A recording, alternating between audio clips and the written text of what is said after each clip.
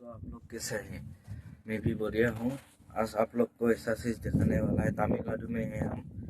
अभी ऊपर का नज़ारा दिखेगा आप लोग को, कैसा है क्या है। अभी हवा मार रहा है, थोड़ा आवाज़ कम सुनेगा। अभी हवा का ज़्यादा आवाज़ सुनेगा। आप लोग को हम दिखाएगा कैसा नज़ारा है इसमें। देखिए, हम दिखाएगा, आप लोग देखिए तमिलनाडु का नज़ारा कैसा है। आप लोग देख के हैरान हो जाएगा। ये देखो कितना ऑक्सीजन का, ये से धूप दे रहा है इधर से पूरा। देख लिया आप लोग को। अभी उस साइड से दिखाएगा आप लोग को कैसा है। ये देखिए, ये हम लोग का कंपनी है, 1 2 3 कंपनी। और ये ऑफिस, ऊपर वाला कैंटीन है, नीचे वाला ऑफिस है। अभी इधर से देखिए कैसा नज़ारा है। वो वाला दुकान है, ये वाला दुकान।